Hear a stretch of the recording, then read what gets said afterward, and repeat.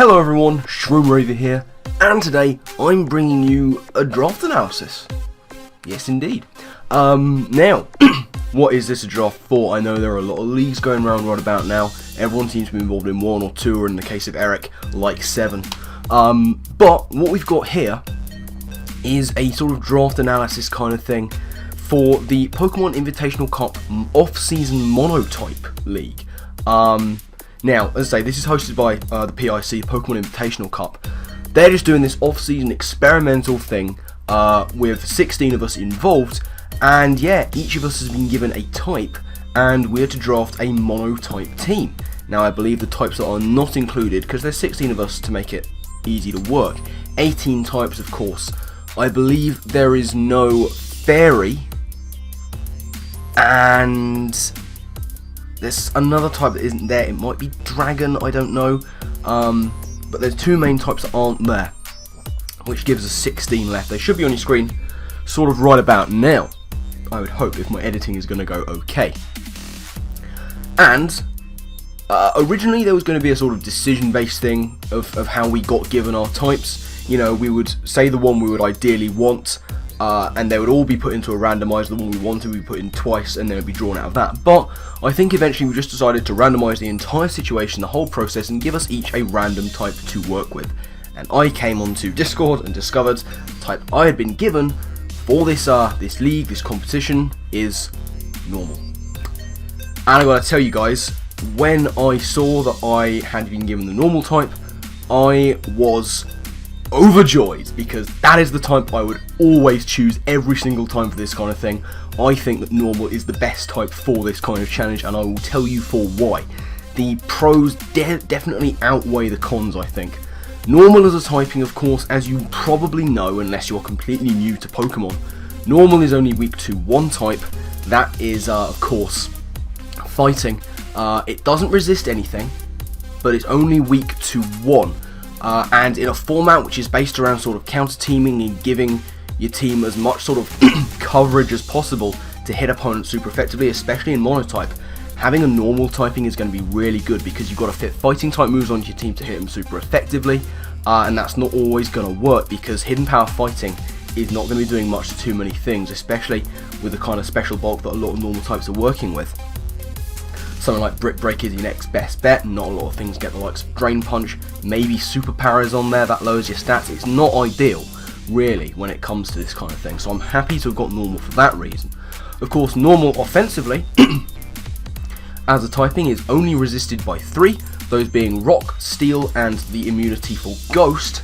But, of course, coming with the territory of being a normal type, tends to be having this massive move pool of coverage moves. So whilst I can't necessarily be hit super effectively by too many things, I have a massive arsenal of elemental moves to hit other types super effectively as often as I can. Now, I won't be getting stab for the most part, we'll get onto that, but I still have a massive array of moves at my disposal, so that's very good. Now, on the other hand, you know, specific things about the normal typing that aren't very good. Hazard removal is not their thing, you know. You've got a decent amount of defog, but they're all flying types, so they're all weak to rock anyway. And then you've got the only 2 things, I think, if I'm not horribly mistaken, that get rapid spin out of the normal types, are Spinder and Smeargle. Now, I haven't taken either of those, spoiler alert. I very briefly considered Smeargle, but then I realised it's rubbish. I didn't consider Spinder, because who on earth in any kind of league format would draft Spinder? Frank. He never used it, he didn't have the stones. Yeah, so I didn't draft either of those 2, so I've got to sort of make do with what I've got. But, with that said, I think what we should probably do is get right on into my draft. So, I won't be going into massive detail on this, you know. This is just to say who I've got and very briefly why I like them. So there were 3 Pokemon that as soon as I saw normal, I'm like, I am getting those 3. First of those, boom, every single time, Staraptor. Staraptor is the first one I chose. Now, initially when the groups were set up, I had a group that involved 2 types that were weak to flying. Now, that has since changed, but I'll get onto that later. But my instant thought there was, I need Staraptor on this team. Staraptor is very powerful, there are very few switch-ins to it, it can gain me initiative, if I really desperately need to it can defog. But yeah, I've actually been really hoping to use Staraptor in League format for a while now. I really like it. And this is kind of going to be a way to get myself involved with using it a little bit and get a bit more familiar with it. So, Staraptor, done. As I say, we're not going to be going too far into detail. Second Pokemon I decided I really wanted to use, Heliolisk. Normal Electric. This is another thing, there aren't too many normal dual types, but there are some pretty cool options out there. And Heliolisk is another one I've always wanted to use in draft format, excuse me.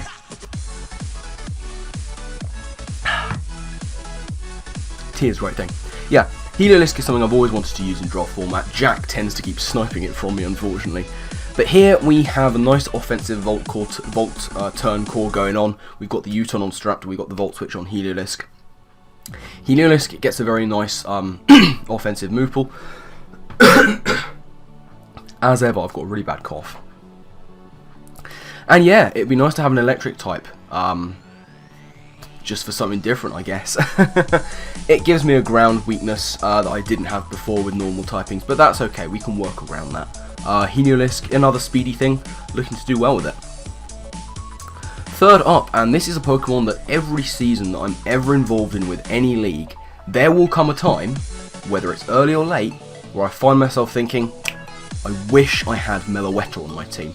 And I get it this time, Meloetta was the third one that I definitely wanted. Meloetta is 2 Pokemon in 1 with a single smack of a relic song. Suddenly you are a very powerful, speedy, physical, normal fighting type. But in its normal form, it's that very specially bulky normal psychic type that I absolutely love using. Meloetta has been a crutch that I've lent on before, I really love it. Massive move pool, very powerful even without necessarily needing to invest. Same thing with special defense. You know, its special attack and special defense, I believe, are both 128 base, so that is really very solid indeed. Good options for boosting those as well. So yeah, Meloetta is the third one. Now, fourth up, I decided, you know, let's get something that I've never used before. Let's get something that some people I know really hype up. I know that Shardy really likes this mon, though it pains me to say. I believe that George, Sceptile MC, he's a big fan of this as well, if I'm not mistaken. And that's going to be Diggersby. Diggersby normal and ground, so an electric resist immunity is going on there. It's another U-turner. All the mons I've got so far can use initiative gaining moves. We've got the Pure Power or Huge Power, whichever one it is. They both do the same thing on Diggersby. You know, increasing its attack to stratospheric levels. It's got very powerful priority in the form of that Huge Power boosted quick attack, which is Stab. It can run an agility set, which can be very dangerous. I'm a huge fan of agility, as you all know. And of course, also it gets some other options. Spikes is something that that this guy gets. So, you know, if I'm going to have a problem with Hazard, I might as well try and stack him on the other side as well. So, Diggersby is going to be number 4, another powerful physical attacker, not quite as quick, but still very useful. Now, it has to be said that a lot of the drafts going on at this point were looking really hyper offense. I should say there wasn't a snake draft or anything, we weren't picking in turn, it was just pick your 10 that you want. A lot of people going hyper offense, such is the nature of the beast. But I think with the normal typing, I can afford to go a little bit more bulky, which is more of my playstyle. So, 5th mon I decided to get was Porygon 2. Another one that Shardy's a huge fan of, unfortunately. I guess it has to be said that he has decent taste. Porygon 2, known of course for being an Eviolite monster, but with that base 105 special attack as well, it can do some work like that. I was given P2 in the SMD League, and I've loved using it. It has massive move coverage. This is exactly the kind of thing I want from this team. Massive coverage, really bulky, good recovery options. P2 has all of those. Really excited to be using it, having it stick around in the face of some really sort of powerful, fast teams. It's nice to have some bulk kicking around just in case. Now, the 6th mon I decided to choose, and this is where I'm going to be getting a little bit cheeky with the rules. This is a mono-type league, yes, I'm very well aware, but there's something kicking around in the normal type lower tiers that people are starting to like using, and it gives me a very wide range of options, and that is going to be Kecleon. So technically I'm sort of bending the rules as much as I can here, because Kecleon of course gets Protean. so it can change its type, which is very nice for this mono-type league. It starts out normal, so I'm allowed to use it. And of course, along with all the other normal types, it gets a massive move pool, as with all of them. It also gets Stealth Rock, which is something I didn't have up until this point, I believe, which is cool. It gets nice priority options to really mess with the fighting types I might come up against, in the form of Shadow Sneak, turning myself into a ghost. And then of course it gets those powerful fighting type moves, Drain Punch and the likes of that, to take on the stuff that normal doesn't hit too easily, like Steel and Rock. So Kecleon is here to bend me the rules a little bit and give me just a little bit more variety outside of what I've got. Now, when it comes to the rest of the picks, I just wasn't entirely sure what I wanted. The first three I knew I wanted, the second three kind of came organically from that. And then we get the last four. So I decided, you know what, let's just go with a stalwart. Let's go with something that when people draft it, they go, ah, yeah, that's a good one. So 7th up, I took Snorlax. Snorlax is a beast. Very, very powerful offensively. It's easy to go in there running like a Curse Rest Talk set, I guess. But, you know, Banded Snorlax is very powerful. It's got a lot of attack. I like using it in cool ways. Have done so in the past, probably will do in the future.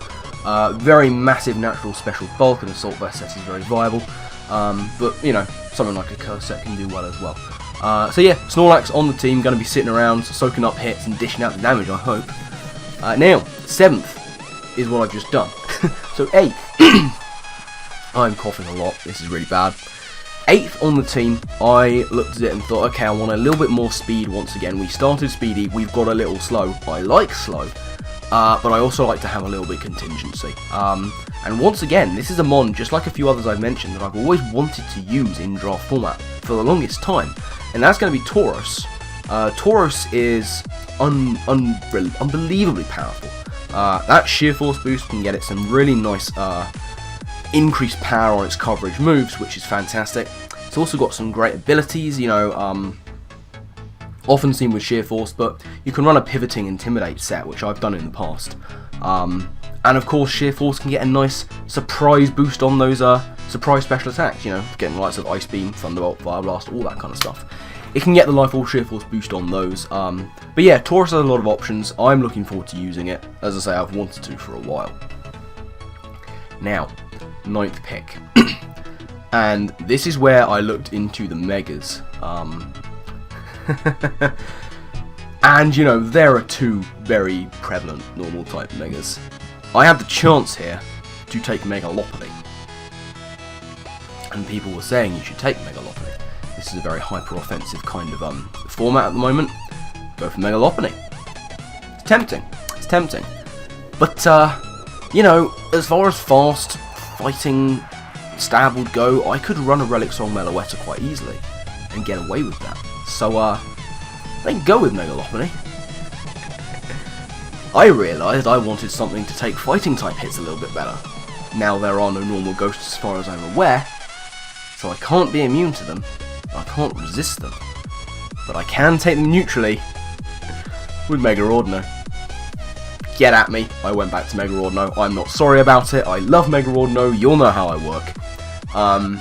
Yeah, I wanted bulk. That's how I play. So yeah, I grabbed Mega-Audino. Once again, massive move pool, as you'd expect. It's a good support mon. Not a lot of people have got a lot of bulk, and not a lot of people have got a lot of support. I have that in spades, and Mega-Audino is really going to help me out with that. You know, I've got a lot of sort of frail things early on, you know, powerful attackers that are going to want to be kept healthy.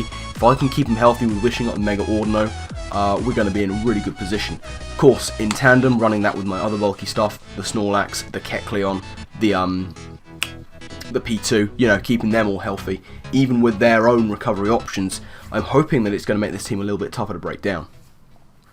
So Mega-Audino is in. Now we have to go to the final member of the team, and here I have a lot of options to choose from. You know, there are many mons I was looking at this point. Prevalent among them, I have to say, were the likes of Zangoose, who I've always wanted to use. It looks so cool, and I really want to try it out. Exploud, because Boom Burst is a thing. You know, I even looked as far as Barrel, just for different type coverage. Swordsbuck for the same reason. But in the end, I decided to settle on Braviary.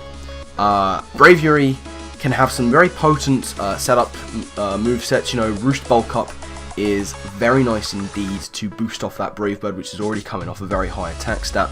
It's not the quickest, but it can still run a bulky set, it can still go Scarfed, and of course it is probably my best option at defogging, which is unfortunate. You know, as I say, normal types, they don't lend themselves well to hazard removal. I didn't want Smeargle, I didn't want Spinder for sure.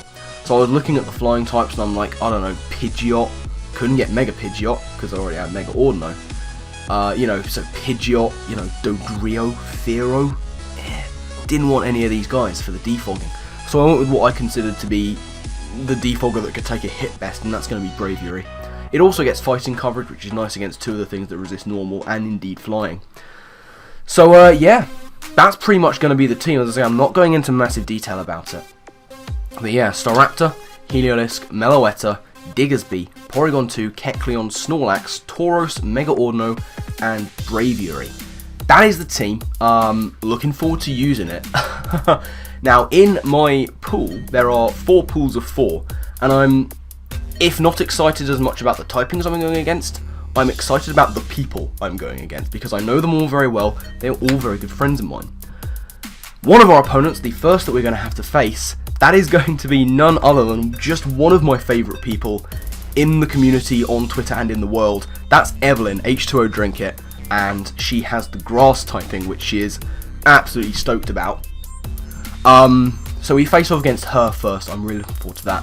Second up, this is going to be a grudge match for the ages, because second up we take on Eric, Ashton Akai, and the Bristol Beedufs. I forgot to mention, Evelyn is Herdia Bremen. Eric is the Bristol Beedufs. He is the rock type. Now, originally this was going to be Shardy and the Bugs, but he was moved into a different pool, very unfortunately, because I'm looking at my team thinking I would have destroyed him.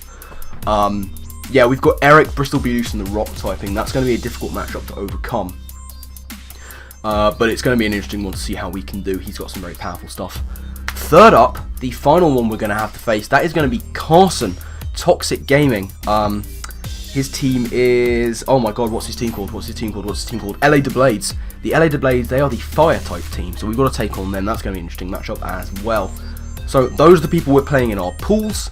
There's lots of other people involved. I can't remember all of who they are, but hopefully I get to take on Shardy and destroy him. That is the dream. But yes, normal type team. What do you think of what we drafted? Do you think there are better options I could have picked? Let me know who you would have taken in the comment section down below. But that's going to be it from this video, so thank you all very much for watching. I do hope you've enjoyed. I think it went on a little longer than I expected, but that's okay. First video should be going up on Friday the 7th. That is when the first ones I believe are going up. That'll be against Evelyn and Herdia Bremen. So yeah, make sure to stick around and check out that. But as I say, I'm going to get out of here. I've rambled on for long enough. So my final thank you to you all for watching. And yes, with that, I'll see you next time. Laters.